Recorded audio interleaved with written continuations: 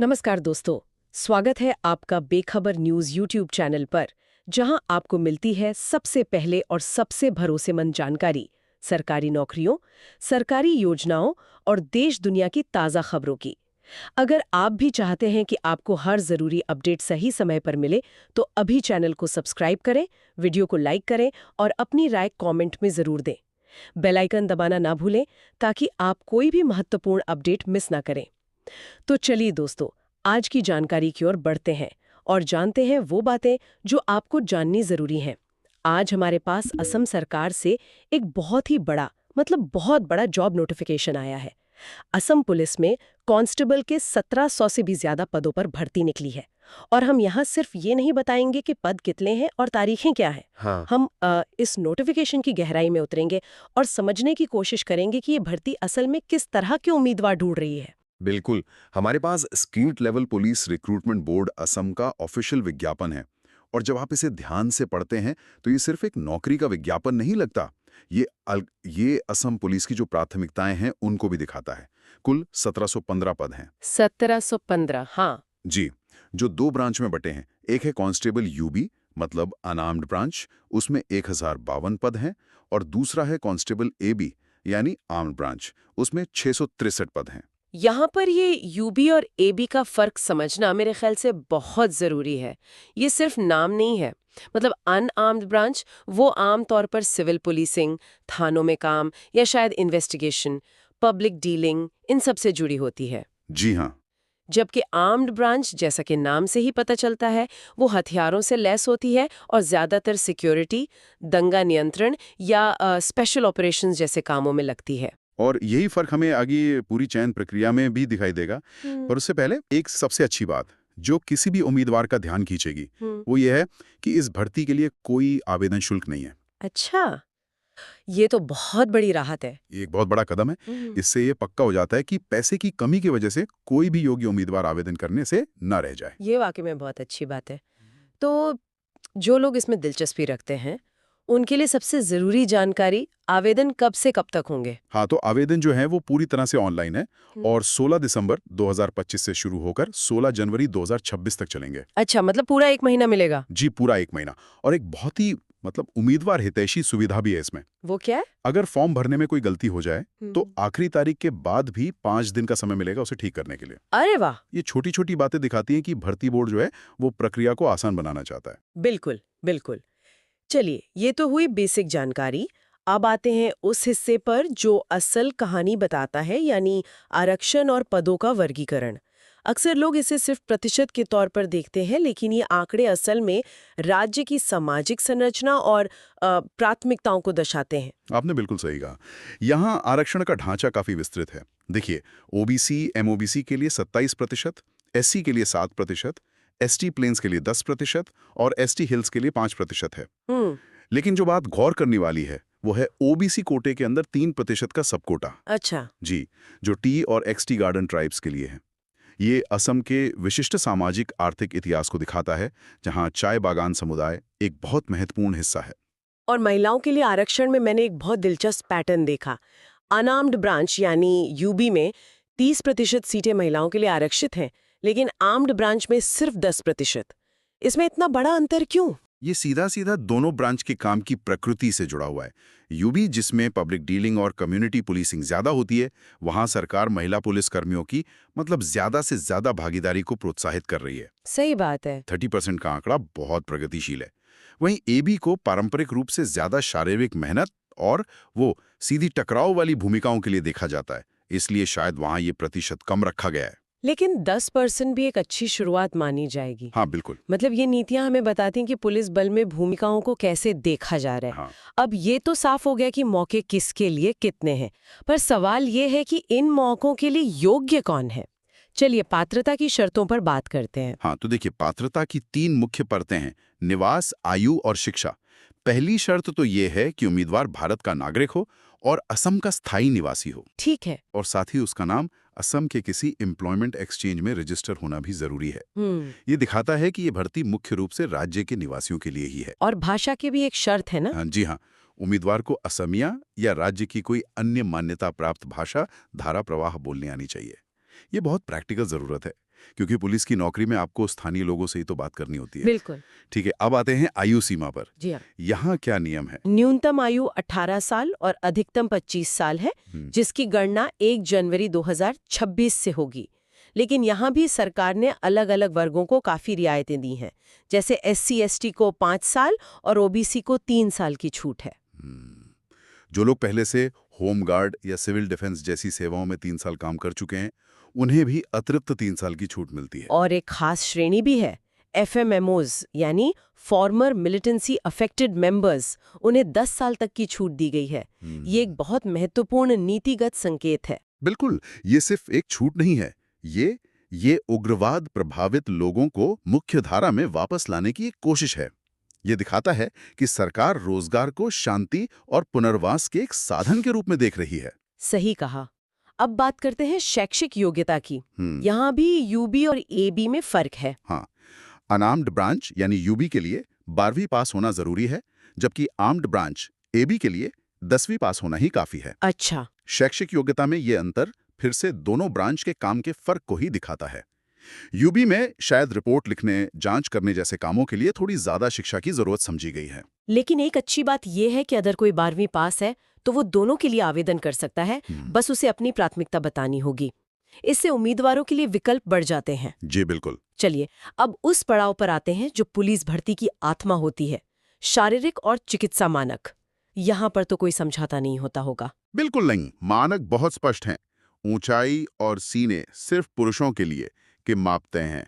इनमें आरक्षित वर्गों, खासकर ST उम्मीदवारों को थोड़ी छूट दी गई है। हम यहाँ हर सेंटीमीटर का जिक्र करके इसे जटिल नहीं बनाएंगे, लेकिन मूल बात यह है कि एक पुलिसकर्मी के लिए जो न्यूनतम शारीरिक बनावट जरूरी है, उसे पूरा करना ही होगा। और ये सारी जानकारी तो नोटिफिकेशन में मिल ही जाएगी। जी बिल्कुल। मेडिकल स्टैंडर्ड्स में मुझे एक बात खास लगी, सिर्फ नॉक नी या फ्लैट फुट जैसी सामान्य समस्याओं का ही जिक्र नहीं है, बल्कि आंखों की दृष्टि पर भी बहुत जोर है। बिना चश्मे के 6/6 और 6/9 की नज़र और कलर ब्लाइंडनेस का न होना ये अनिवार्य है। और ये बहुत जरूरी भी है। सोचिए, एक पुलिस वाले को दूर से चीजों को पहचानना, भीड़ में किसी संदिग्ध को देखना या रात में गश्त करनी होती है। सही बात है। कमजोर नजर या रंगों को ना पहचान पाना ड्यूटी में बहुत बड़ी बाधा बन सकता है। ये मानक सिर्फ नौकरी पाने के लिए नहीं, बल्कि नौकरी को सही से करने के लिए हैं। ये तो हो गई योग्यता की बात। जो इन सभी मानकों पर खरा उतरता है, उसके लिए असली परीक्षा अब शुरू होती है, चयन प्रक्रिया। ये इस भर्ती का सबसे दिलचस्प हिस्सा है। सबसे दिलचस्प और सबसे चुनौतीपूर्ण। इसके 3 चरण हैं। पहला, फिजिकल एफिशिएंसी टेस्ट यानी PET और फिजिकल स्टैंडर्ड टेस्ट PST। दूसरा, लिखित परीक्षा और तीसरा, मौखिक परीक्षा या वाइवा। लेकिन यहां जो बात इस भर्ती को अलग बनाती है, वो है इन चरणों का वेटेज यानी महत्व। हाँ, इसी पर मैं आना चाह रही थी। ज्यादातर सरकारी नौकरियों में फिजिकल टेस्ट सिर्फ क्वालिफाइंग होता है, मतलब आपको बस उसे पास करना होता है, उसके नंबर फाइनल मेरिट में नहीं जुड़ते। लेकिन यहाँ ऐसा नहीं है। बिल्कुल नहीं। यहाँ फिजिकल टेस्ट ही मेरिट का सबसे बड़ा हिस्सा है। इसे समझना बहुत जरूरी है। यूबी कांस्टेबल के लिए PET 40 अंकों का है, AB कांस्टेबल महिला के लिए भी 40 अंकों का। लेकिन AB कांस्टेबल पुरुष के लिए PET पूरे 60 अंकों का है। 60 अंक? ये तो बहुत ज्यादा है। मतलब आर्म्ड ब्रांच में आपके दिमागी काबिलियत से ज्यादा आपकी शारीरिक क्षमता को तवज्जो दी जा रही है। यही इस भर्ती का मूल मंत्र है। चलिए इसे और तोड़कर समझते हैं। पुरुषों के लिए 3200 मीटर की दौड़ और लंबी कूद है। ठीक है। AB के लिए इसमें चिनअप्स भी जुड़ जाते हैं और महिलाओं के लिए 1600 मीटर की दौड़ और लंबी कूद है। खास बात यह है कि आपको सिर्फ पास नहीं होना है। आप जितना तेज दौड़ेंगे, जितनी दूर कूदेंगे या जितने ज्यादा चिनअप्स करेंगे, आपको उतने ज्यादा नंबर मिलेंगे। इसका मतलब ये हुआ कि 2 उम्मीदवार अगर लिखित परीक्षा में बराबर नंबर लाते हैं, लेकिन एक ने दौड़ 20 सेकंड पहले पूरी कर ली, तो वो मेरिट में ऊपर चला जाएगा। ये तो पूरी तरह से प्रदर्शन पर आधारित चयन है। हाँ, ये एक तरह से स्पोर्ट्स मीट जैसा है, जहाँ हर सेकंड और हर सेंटीमीटर मायने रखता है। भर्ती बोर्ड का संदेश साफ है। हमें डेस्क पर काम करने वाले नहीं, बल्कि फील्ड पर दौड़ने वाले लोग चाहिए, खासकर आर्म्ड ब्रांच के लिए। जो इस शारीरिक परीक्षा की आग से निकल जाते हैं, उनके लिए अगला चरण क्या है? फिजिकल टेस्ट में पास होने वाले उम्मीदवारों में से हर श्रेणी में जितनी सीटें हैं उसके 5 गुना लोगों को लिखित परीक्षा के लिए बुलाया जाएगा। अच्छा, 5 गुना। जी, और ये परीक्षा 50 अंकों की होगी। सिर्फ 50 अंक? जहां फिजिकल टेस्ट 40 या 60 अंकों का है, वहां लिखित परीक्षा सिर्फ 50 की। ये वेटेज का असंतुलन बहुत कुछ कहता है। बिल्कुल। लिखित परीक्षा जरूरी है, लेकिन अकेली निर्णायक नहीं। इसमें 100 सवाल होंगे, हर सही जवाब पर आधा अंक मिलेगा। मतलब एक सवाल आधे नंबर का। जी। और एक बड़ी राहत की बात यह है कि कोई नेगेटिव मार्किंग नहीं है। मतलब उम्मीदवार बिना डरे सभी सवालों के जवाब दे सकते हैं। और सिलेबस क्या है इसका? क्या ये बहुत मुश्किल है? नहीं, सिलेबस काफी मानक है। इसमें basic maths, general English, reasoning और असम के इतिहास, भूगोल, राजनीति के साथ साथ करंट अफेयर्स पर सवाल होंगे। ये मूल रूप से एक उम्मीदवार की सामान्य जागरूकता और तार्किक क्षमता को परखने के लिए है, ना कि किसी विषय में उसकी विशेषज्ञता को। और इन 2 चरणों के बाद तीसरा और अंतिम चरण है इंटरव्यू। हाँ, जिसे वाइवा वोक कहा गया है। ये सिर्फ 5 अंकों का है। सिर्फ 5 अंक? जी। लिखित और फिजिकल टेस्ट के कुल अंकों के आधार पर सीटों की संख्या से 2 गुने उम्मीदवारों को इसके लिए बुलाया जाएगा। 5 अंक का होने का मतलब है कि ये ज्यादातर व्यक्तित्व, आत्मविश्वास और कम्युनिकेशन स्किल्स को परखने के लिए है। ये मेरिट में बहुत बड़ा उलटफेर नहीं कर सकता। तो अब सबसे बड़ा सवाल, फाइनल मेरिट लिस्ट कैसे बनेगी? ये पूरी कहानी को एक साथ जोड़ता है। यहीं पर सारा गणित है। कांस्टेबल यूबी के लिए कुल 100 अंकों में से मेरिट बनेगी। पीईटी के 40 अंक, लिखित परीक्षा के 50, वाइवा के 5 और 5 अंक अकादमिक यानी 12वीं के अंकों के। अच्छा, यूबी में 12वीं के नंबर भी जुड़ेंगे? जी, लेकिन कांस्टेबल एबी पुरुष के लिए कुल 115 अंकों में से बनेगी। पीईटी के 60 अंक, लिखित परीक्षा के 50 और वाइवा के 5 अंक। और कांस्टेबल ईबी महिला के लिए कुल 95 अंकों में से बनेगी। पीईटी के 40, लिखित परीक्षा के 50 और वाइवा के 5 अंक। ये तो एकदम साफ है। आर्म्ड ब्रांच में अकादमिक अंकों का कोई वेटेज नहीं है। सारा जोर फिजिकल और रिटन टेस्ट पर है, जबकि अनआर्म्ड ब्रांच में 12वीं के नंबर भी थोड़ी भूमिका निभाते हैं। ये एक बहुत बारीक लेकिन महत्वपूर्ण अंतर है। और अगर 2 उम्मीदवारों के अंक बराबर हो जाते हैं, तो जिसकी उम्र ज्यादा होगी उसे प्राथमिकता दी जाएगी। ये भी एक मानक प्रक्रिया है। चलिए, इस पूरी गहरी चर्चा को कुछ मुख्य बिंदुओं में समेटते हैं, ताकि सारी जानकारी आसानी से याद रहे। जरूर। पहली बात तो ये कि ये असम पुलिस में कांस्टेबल के 1715 पदों की भर्ती है, जिसके लिए कोई आवेदन शुल्क नहीं है। आवेदन 16 दिसंबर 2025 से 16 जनवरी 2026 तक चलेंगे। ठीक है। दूसरी बात, भर्ती 2 ब्रांच के लिए है। यूबी यानी अनआर्म्ड, जिसके लिए 12वीं पास चाहिए, और एबी यानी आर्म्ड, जिसके लिए 10वीं पास होना काफी है। और तीसरी और सबसे महत्वपूर्ण बात वो ये है कि ये भर्ती सिर्फ दिमागी नहीं बल्कि शारीरिक क्षमता की परीक्षा है। फिजिकल एफिशिएंसी टेस्ट पीईटी सिर्फ क्वालिफाइंग नहीं है, बल्कि इसके अंक फाइनल मेरिट का एक बहुत बड़ा हिस्सा है, खासकर आर्म्ड ब्रांच में। सही। आपका प्रदर्शन सीधे आपके चयन को प्रभावित करेगा। जी। और चौथी बात, लिखित परीक्षा 50 अंकों की है और उसमें कोई नेगेटिव मार्किंग नहीं है, जो उम्मीदवारों के लिए एक बड़ा प्लस पॉइंट है। बहुत बढ़िया। ये सिर्फ एक नौकरी की जानकारी नहीं है, बल्कि ये समझना है कि एक पुलिस बल अपनी ज़रूरतों के हिसाब से अपनी भर्ती प्रक्रिया को कैसे डिज़ाइन करता है। आज की इस पूरी चर्चा के बाद एक विचार सोचने के लिए छोड़ जाते हैं।